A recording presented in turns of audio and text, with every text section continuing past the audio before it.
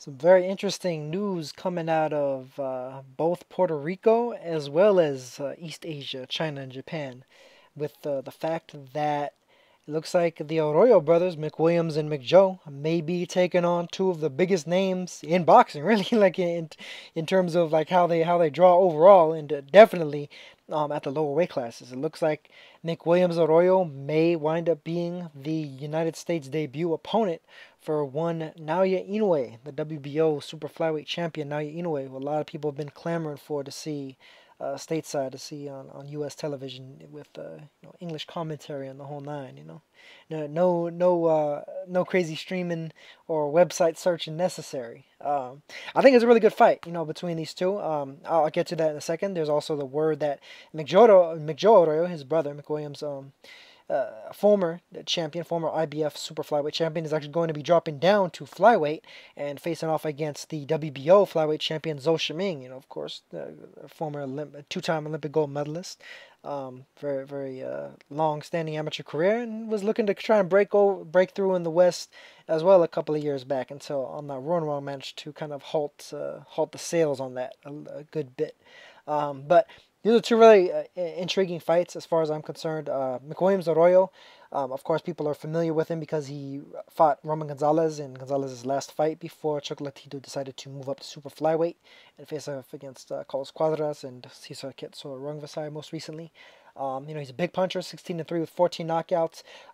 As far as I'm concerned, got robbed against Amnat Ruenroeng, the aforementioned Ruenroeng, because Ruenroeng was just fouling the crap out of him.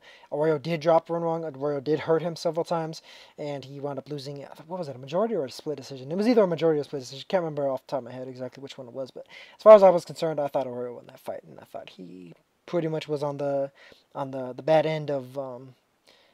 Not necessarily hometown judging, but definitely hometown fighter favorable judging. I'll put it that way. I'm not wrong. Definitely made it close, but didn't do enough to actually deserve the victory, in my opinion. But here against Inoue, he's definitely in very deep, very deep. And I think it's a good comparison fight for Inoue. People are familiar with Arroyo because he did take Gonzalez the distance, which both Valoria and Edgar Sosa both failed to do. Gave him some trouble there as well. He's a good boxer puncher, has a lot of power of his own. Wasn't able to get it off as much. He had that whole incident with his shoe and everything with the sole coming off and such. So, he generally kind of got outboxed and outpunched throughout the fight. But, he still is a very tough fighter. And I think a good foil for Naoya Inoue style as well. Because, both of them are power punchers. Inoue, of course, has 11 knockouts and 13 victories. Only two guys to survive the full distance was David Carmona over the 12-round distance. And, of course, people know now that Carmona isn't anything to really play with. He gave Carlos Cuadras a pretty difficult fight. And then the other fighter was Ryoichi Taguchi, who is still currently the WBA light flyweight champion. Became a champion after Inoue defeated him. So he caught him on the way up. So good couple of wins for Inoue, and just goes to show just how powerful the man is. And I think it's gonna be a power punching fest between these two. If Inoue is able to really show out against Arroyo and get him out of there, which Chocolatito failed to do, I definitely think that'll make a big splash for Inoue. And it's looking like there's a good possibility that this fight, should this particular matchup happen, it's only a rumor as of now, will wind up being on the undercard as the co-feature for a Chocolatito versus Frisa Rungvisai rematch, which will be happening most likely the week after Saul Canelo Alvarez takes on Gennady Triple G Golovkin. So there'll definitely be a big couple of weeks of boxing should that happen. Of course, the Golovkin Canelo replay will be coming on the week afterwards, most likely packaged alongside Inoue Arroyo if it happens, and Gonzalez Frisa, which is going to be the main event. And I'm definitely interested in that fight. I think it's going to be really intriguing. It's a good debut for Inoue to the Western audiences, really against one of the toughest opponents that he's faced. Actually, Arroyo, I'd say, is pretty much one of the hardest punching fighters in that weight range. Knocked out guys quicker than even featherweight champion Gary Russell Jr. and featherweight contender Jojo Diaz and stuff. If you're knocking guys out quicker than much bigger opponents, much bigger fighters who themselves are world championship level, that says a lot about your power. So I think it's going to be really interesting to see exactly how Inoue deals with a guy like Arroyo who definitely believes in his power. If he's going to be more skillfully trying to take him apart, if he's gonna just rush him and try to knock him out before Arroyo knocks him out. It'll be interesting. I mean, Inoue can fight any number of ways. He's very well skilled, very well schooled, very versatile in his attack. Even showed a little bit of southpaw style in his last fight. He has shown it a couple of different times. Can fight on the inside, can fight on the outside, can pretty much do it all. I mean, he's definitely a prodigy in a major way, and it's definitely good to see that people will get a chance to see him at 115 before he decides to move up again in the future. I mean, I think a lot of people kind of missed out even on his how good he was as a 108 pounder, and then moving all the way up to 115, jumping over two weight classes, jumping over the flyweight division at least, to completely destroy Omar Narvaez. And Narvaez is still a top level operator. I mean, still trying to basically fight his way into contention as a bantamweight even.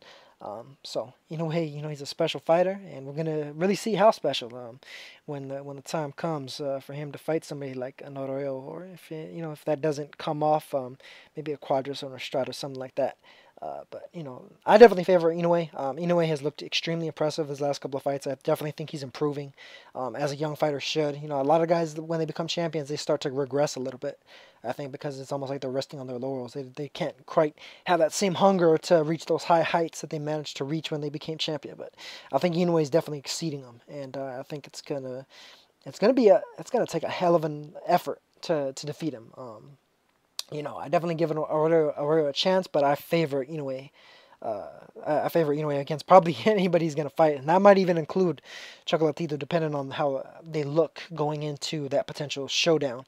I definitely think Arroyo is just that level slightly below, like where Quadras and Srisaket is, but albeit above just about everybody else. So I think this is a solid test for Inoue, and a great way to showcase him against a top level fighter, and a truly elite level fighter, a guy that really should have been a champion when he busted up Amnat Ruenroeng, and we'll see exactly what Inoue's made of at this point in his career. I think he might have a lot of upside even beyond how good he is right now, though. Just gonna touch on McJoe Arroyo versus Zou Shiming real quick as well. Arroyo, of course, he lost his title to Joan Ancajas. It was a tough loss. I mean, Ancajas is a very good fighter. IBF super flyweight champion. McJoe Arroyo is a solid boxer puncher in his own right. Not quite as powerful as McWilliams, but tries to be a little bit more defensive in his nature. I think he's really a tough test for Zou Shiming, very much so. I think he could box every bit as well as Zou does, and Zou is a guy that really kind of lives off of his speed. I think really he'll have the advantage on the outside because of his ability to kind of jump in and out the way that Zou does. McJoe, I think, is a little bit better on the inside. So for him, I think he's going to want to be cutting the distance. He has pretty quick hands and quick feet on his own, though.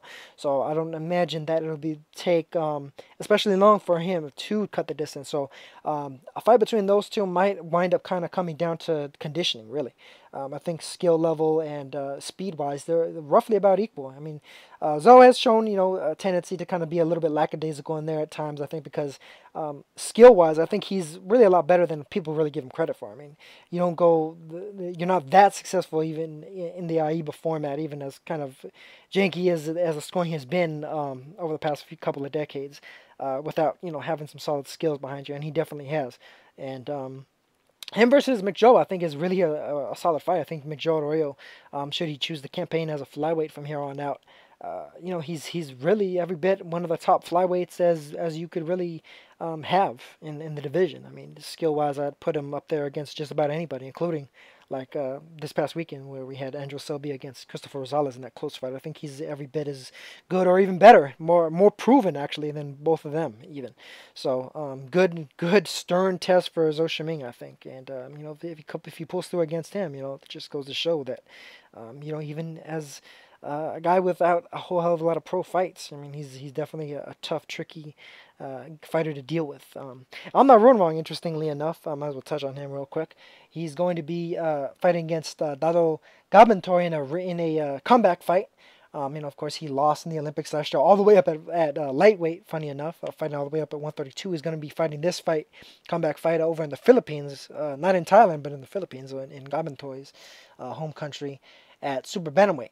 It's only a 6 rounder though. I'd imagine Amnat should be pretty favored, even though Gamanto is much bigger than him, or much bigger than most of Amnat's opponents. I mean, Amnat was a little bit of a weight bully, I'd say, as a flyweight. Um, Eventually wasn't even able to make super flyweight. I mean, in that crazy fight that he had with Janrio Casimero, the rematch, where it seemed like neither of them actually made the weight, but technically they did, or at least the IBF said they did. I'm still very, very suspicious about exactly if they both made weight, because I was like 116 on the first weigh-in, or even I think he actually was even higher, if I'm remembering correctly. But I'd imagine going forward, he's either going to be campaigning at super bantamweight or bantamweight. From here on out, it's going to be tough for him. I mean, I think a lot of his style was kind of predicated on him being able to kind of manhandle his opponents, kind of wrestle them, move them around, just physically, like I said, wrestle them, just manhandle them. Kind of what he did to Kazuto Ioka and Zou Shiming, who themselves were guys that moved up into the 112-pound division from lighter weight classes. Zou was kind of a career AIBA 106, 108 pounder, even with the same day weigh-ins, and Kazuto Ioka, who himself was a 105 champion initially, and was, I thought, more in his prime as a 108 pounder, really like more optimal at the weight class, for what it's worth. But yeah, just some interesting news going down at the lower weights. You got Ryoichi Taguchi going to be fighting against his next mandatory, Robert Barrera. Very tough opponent. Robert Barrera had very even close fight against Carlos Canizales, who actually just gave Ryoichi Taguchi just about everything he could handle. Very close fight that Taguchi was kind of lucky to get out of there with his title with. So I think Barrera is going to be no different. I think it's going to be a very tough, stern test for Taguchi. And then they got Shinsuke Yamanaka taking on Luis Nery coming up here on August 15th. And, I mean, if Yamanaka is able to get past Nery, I mean, he's definitely the real deal. Definitely. I mean, even beyond the victories that he has over Anselmo Moreno, which definitely proved that Yamanaka was deserving of placement in the pound-for-pound list. Nery is a hungry young lion, fresh upstart, an absolute animal, absolute savage of a fighter with a lot of skills as well. A lot of skills. Very good, crafty boxer puncher when he chooses to use those skills. But he definitely believes in his power, and so a lot of times he'll almost kind of do away with them, somewhat in a similar fashion to like Edwin Valero a few years back. Well, a lot of people just thought he was a slugger, just a knockout artist slugger, but showed some pretty damn good skills against the likes of DeMarco before his meltdown and possible murder suicide that wind up occurring with him. But Nery definitely looks like a really, really difficult test, and if Nery defeats Yamanaka, I think he'll wind up basically becoming the de facto number one. I mean, if you beat the man, you become the man, and Yamanaka is definitely the man as it stands, and that's just a really intriguing, interesting fight, and I definitely implore all of you guys to check it out when that fight comes about. Really, really good fight. But some really big things popping off at the lower weight classes.